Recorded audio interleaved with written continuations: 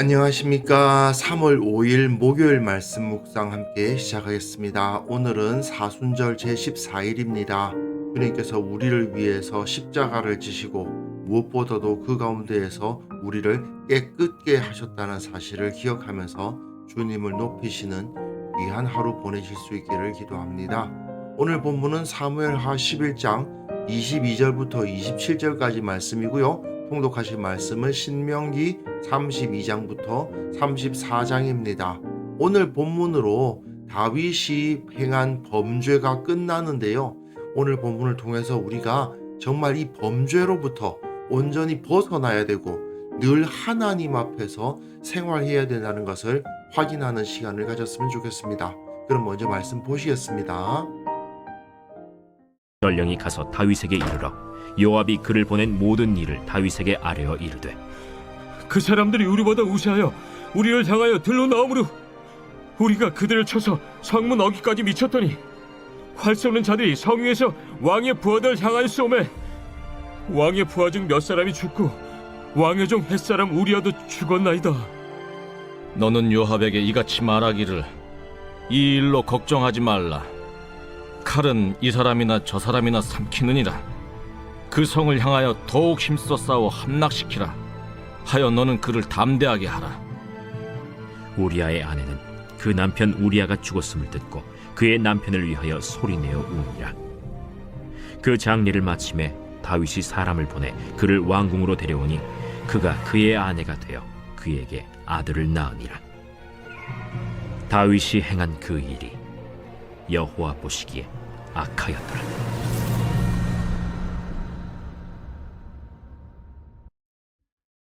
다윗은 결국 이렇게 자신의 범죄를 마감합니다. 완벽하게 완전 범죄를 이루어낸 것 같이 보이지만 사실은 하나님께서는 그것을 다 보고 계셨는데요. 어쨌든 사람의 눈으로 봤을 때에는 그야말로 완벽한 완전 범죄가 이루어지다시피 했어요. 근데 바로 여기서 사무엘서의 주제가 나타나는 거죠. 사람의 눈에는 보이지 않고 사람의 눈에는 좋아 보인다 하더라도 하나님의 눈에는 그것이 좋아 보일 수 없다 하는 것이 이 본문에서 다시 한번 드러납니다. 전령이 가서 다윗에게 이르러 요압이 그를 보낸 모든 일을 다윗에게 아뢰어. 요압과 다윗이 짬짬이가 맞아가지고 우리아를 죽였잖아요. 그러면서 전령을 보내는데 이르되 그 사람들은 암몬 사람들이죠. 우리보다 우세하여 우리를 향하여 들로 나오므로 우리가 그들을 쳐서 성문 어귀까지 미쳤더니 활 쏘는 자들이 성 위에서 왕의 부하들을 향하여 쏘매 왕의 부하 중 몇 사람이 죽고 왕의 종 햇사람 우리아도 죽었나이다. 자, 이 전령이 하는 말을 정리해 봅시다. 여기 암몬성 랍바가 있는데 이스라엘 사람들이 여기에 몰려 있었습니다. 그런데 이스라엘의 병력을 보니까 암몬성 사람들이 저 정도면 우리가 칠 수 있겠다 싶어서 성문을 열고 나와서 싸움을 걸었는데 근데 이스라엘이 더 강한 거죠. 그래서 이 암몬을 치니까 이 암몬이 도망을 가서 성 안으로 들어가려고 하는데 이 이스라엘이 성까지 따라가다 보니까 위에서 화살을 쏘아가지고 여기서 전사자가 생겼다. 뭐 그런 이야기 아닙니까? 근데 바로 여기서도 사람의 눈에 보기에 어때 보였는데 실제로는 그렇지 않았다라는 것이 반복되어 나오죠. 암몬 사람들이 이스라엘보다 우세한 줄 알아서 들로 나왔는데 오히려 이스라엘이 암몬을 쳐서 성문 어귀까지 미쳤던 거 아닙니까? 즉 암몬이 보기에는 자기들이 이스라엘보다 강해 보였지만 실제로는 그렇지 않았다. 그리고 이스라엘도 암몬을 쳐서 성문 어귀까지 미쳐서 그 성까지 쳐들어가도 될 정도라고 생각을 했는데 거기에 활 쏘는 자들이 있어서 전사자가 나왔다 이거 아닙니까?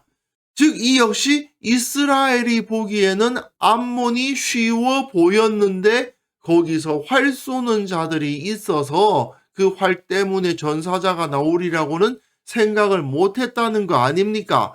암몬이나 이스라엘이나 자기들의 눈으로 보고 판단한 것과 실제 상황이 다르다라는 상황이 반복되어 나오죠. 자, 사람이 눈으로 보았다 하더라도 그 본 것을 기반으로 판단한 것이 반드시 옳은 것만은 아니다라는 것이 이 전령이 다윗에게 전한 말에 포함되어 있는 메시지인 거죠. 사실은 사무엘서 기자가 이 이야기를 여기에 일부러 끼워 넣은 이유가 있는 겁니다. 만약에 사무엘서 기자가 그런 메시지를 전할 의도가 없다면 그냥 전령이 가서 다윗에게 이르러 요압이 그에게 한 말대로 이르니라 그러고 끝났겠죠. 하지만 이렇게 23절과 24절의 내용을 기록한 것을 보면 사람의 눈으로 본 것이 다가 아니다라는 것을 보여주기 위한 장치라고 볼 수 있는 겁니다. 그런데 다윗이 전령에게 이르되 너는 요압에게 이같이 말하기를 이 일로 걱정하지 말라고 번역해 놨는데요. 이게 알예라 베네카인데요. 너희 눈에 나쁘게 하지 마라. 너희 눈에 나쁘게 말라. 뭐 그런 말이에요. 베네카 하면은 너희 눈 안에서 그런 말인데 네가 판단하기에 나쁘다라고 생각하지 말라는 거죠. 칼은 이 사람이나 저 사람이나 삼키느니라. 그 성을 향하여 더욱 힘써 싸워 함락시키라 하여 너는 그를 담대하게 하라 하니라.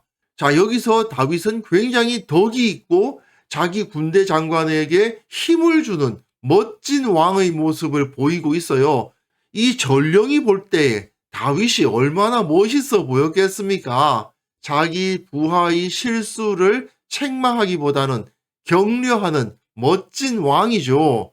근데 여기서 베네카 너희 눈에라는 이 표현이 의도적으로 제시되어 있는 겁니다. 이것은 사무엘서의 주제와 연관되어 있어요. 사무엘서의 주제는 이 사무엘상 16장 7절에 너무나도 잘 나와 있습니다. 사람은 외모를 보거니와 나 여호와는 중심을 보느니라. 사람의 눈과 하나님의 눈은 다르다라는 것을 여기서 제시해 주고 있는 거죠. 자, 우리아의 아내는 그 남편 우리아가 죽었음을 듣고 그의 남편을 위하여 소리내어 우니라. 예, 전쟁에서 사람이 죽는 것은 어떻게 보면은 얼마든지 있을 수 있는 일이잖아요. 사실 본질로 따지면 다윗과 요압이 우리아를 살해한 거죠. 하지만 사람이 보기에는 그냥 전쟁 가운데 전사자가 발생했을 뿐입니다. 이건 어쩔 수 없는 일이잖아요. 그리고 우리아의 아내가 우리아가 죽었음을 듣고 그의 남편을 위해서 소리내어 우는 모습을 보면 너무나도 모든 것이 정상적입니다. 이 밧세바의 눈물은 결국 다윗과 그녀 사이에 있었던 간음을 은폐하는 아주 좋은 도구가 되고 있었던 것도 사실 아닙니까? 게다가요, 그 장례를 마침에 다윗이 사람을 보내 그를 왕궁으로 데려오니 그가 그의 아내가 되어 그에게 아들을 낳습니다. 자, 이거는요, 이 당시의 문화에서 생각을 해야 됩니다. 남편이 전쟁에서 죽었는데 그 때문에 아내는 그 일로 인해서 큰 슬픔에 빠져 있는데 왕인 다윗이 그 남편을 장례 치러주고 전쟁 미망인이 된 그 부하의 아내를 거두어 주는 모습인 겁니다. 그러니까 전쟁에서 죽은 부하의 가족을 돌보는 그야말로 최고의 선한 왕의 모습인 거예요. 자기 부하의 죽음을 애통하면서 부하의 아내를 자기 아내로 맞이하여 왕비가 되게 해주고 그 삶을 책임져 줬다는 거 아니에요. 그러니까 이 당시 사람들의 눈에는 이게 굉장히 선한 겁니다. 하지만 다윗이 행한 그 일이 여호와 보시기에 악하였더라. 여기서 여호와 보시기에라는 말이 여호와의 눈에란 뜻입니다. 베네 아도나이, 베네 야훼 이렇게 읽을 수도 있는데요. 베네카 하면은 너의 눈에고 요압에게 한 말에서 나온 단어죠. 그리고 베네 아도나이 하면은 여호와의 눈에입니다. 하나님의 눈은 모든 것을 분명하게 보고 계셨던 거죠. 이제 다윗은 사울과 다를 바가 없는 존재가 되어버렸습니다. 다윗의 모습은요, 사울이 백성들 앞에 자기 위신을 세우기 위해서 하나님을 의식하지 않고 죄를 지었던 것과 다를 바가 없는 행동을 한 거예요. 사울은 자기의 충직한 부하였던 다윗을 죽이려고 막 쫓아다녔죠. 다윗도 자기 충직한 부하 우리아를 이렇게 죽였습니다. 차이가 있다면 사울은 다윗을 죽이는데 실패했고 다윗은 우리아를 죽이는데 성공했다는 것밖에 없죠. 다윗이 더 나쁘죠. 결국 다윗은 제2의 사울이 된 거나 다름이 없는 겁니다. 이처럼요, 우리는 깨어있지 않으면 우리가 비판하고 정죄했던 자들, 또 우리에게 악행을 저질렀던 자들과 똑같아지는 경향을 보이게 됩니다. 사실 요즘에는 별로 그렇지 않다고 하지만 군대에서 그런 일들이 많이 생긴다고 하지 않습니까? 후임병을 심하게 괴롭히는 고참이 있는데 알고 보니 그도 신병일 때 그 위에 그를 매우 심하게 괴롭히는 고참이 있었던 경우가 굉장히 많습니다. 자기가 당했던 대로 후임에게도 그대로 행하는 경우가 생기는 거예요.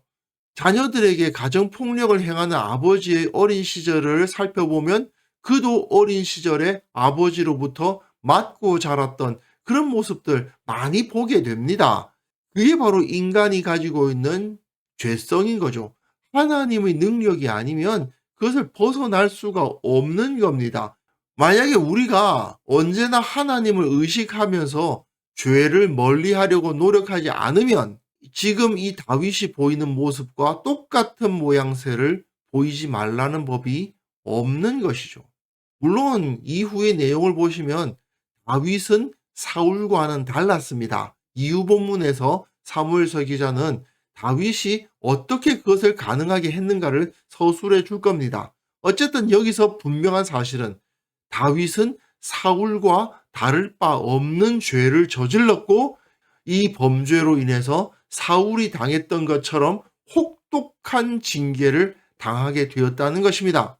우리는 이 말씀을 정말 마음에 깊이 새기고 절대로 죄악을 가까이 해서는 안 되고 내가 다른 사람에 의해서 죄의 피해를 받았다 하더라도 내가 다른 이에게 똑같이 행하는 일이 없는 그러한 모습으로 살아가야 된다는 것을 다짐할 수 있었으면 좋겠습니다.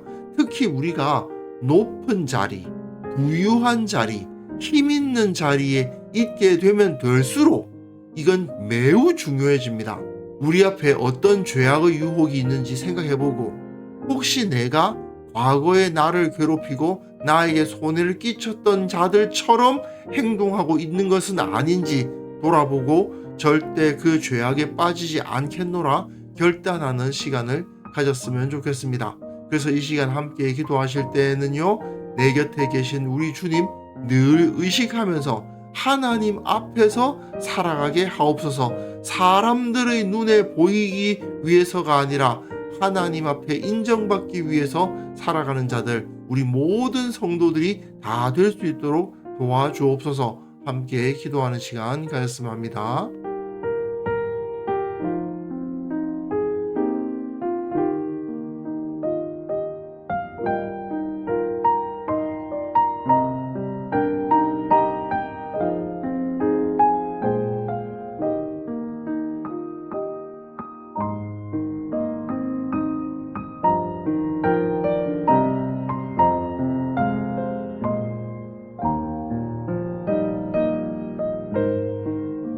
하나님 아버지, 사람들의 눈이 아니라 주님의 눈을 의식하며 살아가는 자가 되게 하여 주옵소서. 주님을 늘 느끼고 주님께서는 무엇을 원하시는가를 생각하며 살아가는 참된 지혜로운 신앙인이 될 수 있도록 주께서 우리를 붙들어 주시기를 원하옵고 바랍니다.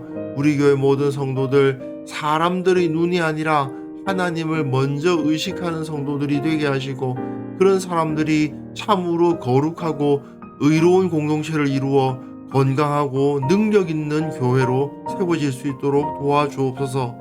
아버지, 이 사순절 기간 동안에 매일매일 예수님을 묵상하며 살아갈 수 있기를 원합니다. 주님께서 모든 사람들이 다 죄인임에도 불구하고 그곳에서 홀로 의를 실천하셨던 것처럼, 우리도 사람들은 무엇이라고 하든지 간에 내가 주님 앞에 부끄러울 것이 없는 자로 살아가겠노라 결단하며 담대히 이 세상을 살아갈 수 있도록 주께서 은혜를 허락하여 주옵소서. 오늘도 주님께서 우리에게 그 크신 은혜로 함께 해주실 것을 믿사옵고 예수님의 이름으로 기도합니다. 아멘.